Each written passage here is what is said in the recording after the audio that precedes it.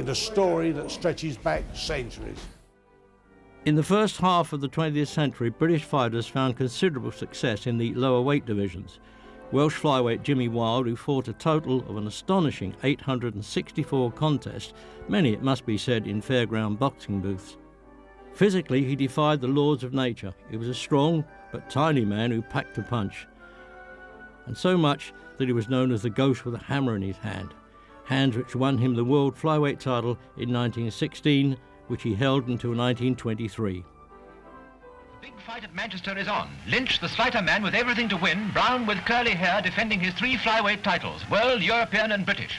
Brown is very confident, but Lynch, the former Glasgow messenger boy, is only waiting an opportunity to get in a powerful punch, and there it goes. Brown is quickly up again, but Lynch sends him to the boards 4 more times in the first round. Watch his left hook. Another flyweight legend was the Scotsman Benny Lynch, who dominated the weight during the mid-30s. There are some observers who believe him to be perhaps the greatest champion the British Isles have produced. He had great tactical ability, a stiff punch, and that indefinable quality, charisma, that marks out the great champions.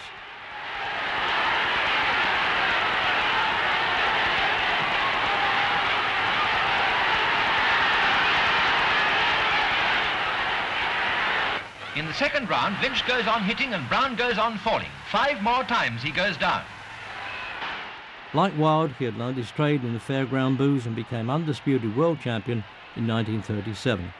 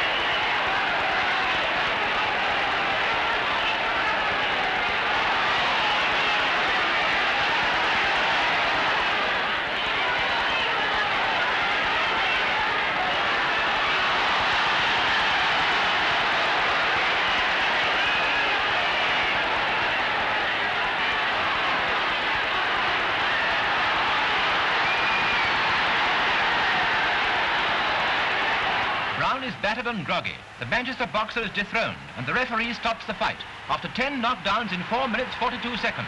And then pandemonium. The sensation is too much for the Scots in the audience, who raid the ring to congratulate the new world champion.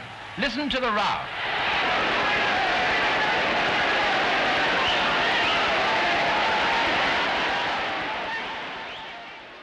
Shorefield Park, Glasgow is the battleground. But first, Victor McLaglen, tough guy of the screen, takes a bow. Also Tommy Farr, who's done a bit of scrapping himself. Then battle commences, and Peter Kane is promptly socked by champion Benny Lynch. His legendary bout came against the Englishman Peter Kane in 1937, an opponent who would himself become flyweight champion the following year. On this occasion, though, Kane ran into Lynch at the peak of his form. It's a night of rain, which even gets into the ring and makes the board slippery. But the fireworks provided by the boxers amply compensate the crowd, who witness one of the fastest and most thrilling fights for years. Kane is only 19, Lynch 5 years older. The experience of the champion stands him in good stead, and having cleverly fought his way through the whirlwind tactics of his opponent, he reaches the 12th round, complete master of the situation.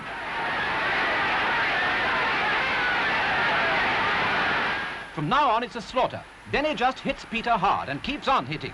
With wonderful pluck, Kane refuses to go down for more than a second and contrives to survive the round, though out on his feet.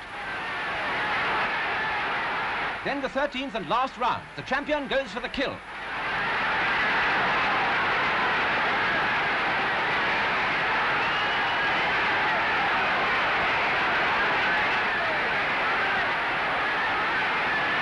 You'd think Peter had had enough by now, but after a count of 7, he tries to carry on the fight.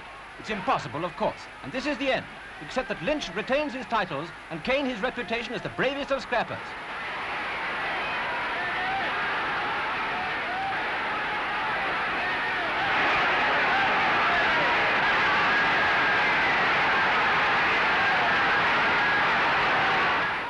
the fight's over, half Glasgow tries to inspect the pitch, and the champion has a second fight on his hands as soon as he's finished the first. But once again, he comes out on top. Benny Lynch, for instance, fights Oral Toma, dark trunks. It was originally supposed to be a bantamweight contest, but Lynch scales just over 9 stone 5 and Toma 8'7". Toma, the Romanian and European bantamweight champion, was formerly King Carol's chauffeur. Tonight he is to prove Benny Lynch's downfall and is doing all the attacking while the Scot hardly seems interested. Benny Lynch's decline was quick and tragic. He had always battled with drink, and within a year he had been stripped of his title for being overweight. And he died penniless on the streets of his native Glasgow in 1946. For Lynch, once a great champion, it's a sad exit tonight. For Oral Toma, it's a gay one.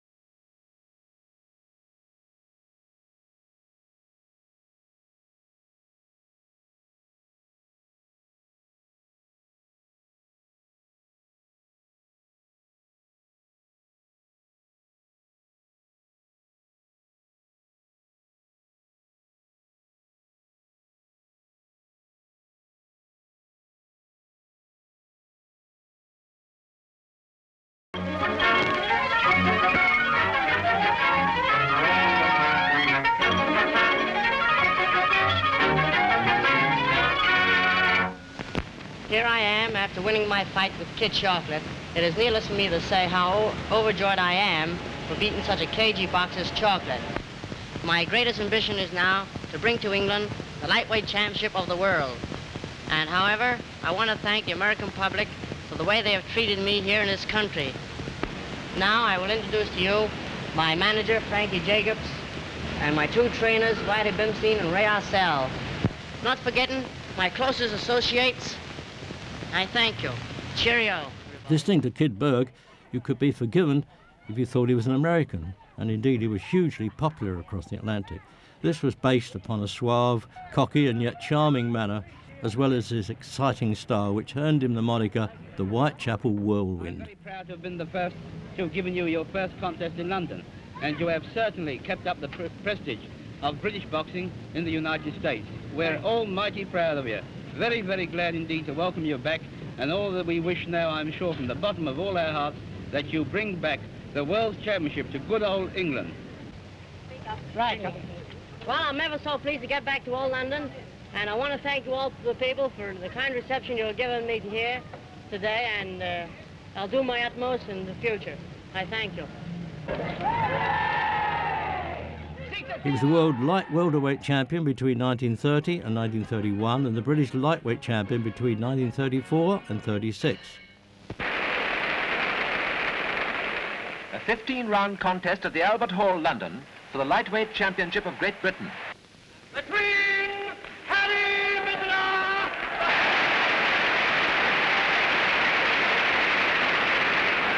and Jack Pittsburgh.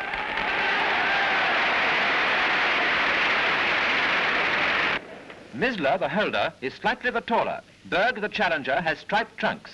Cautious boxing starts the fight, with each of the Jewish antagonists taking the measure of the other.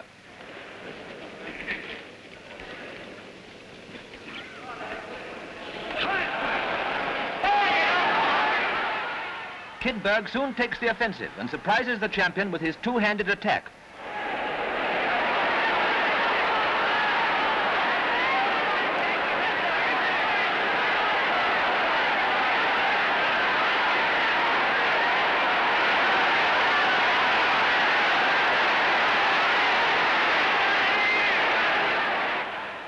Misler, the ex-amateur stylist, is unable to keep the contest a mere boxing match.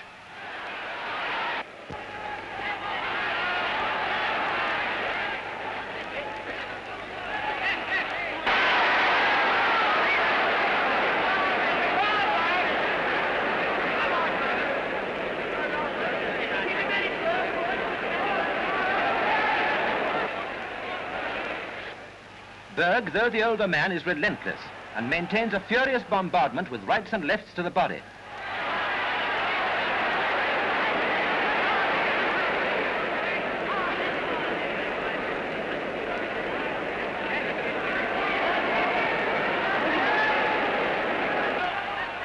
Mislers continually rush to the ropes and takes heavy punishment.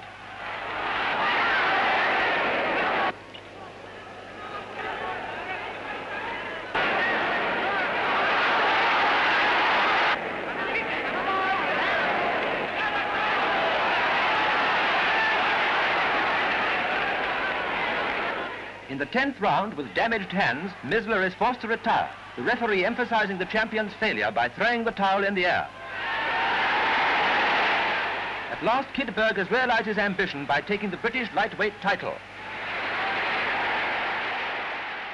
Some would say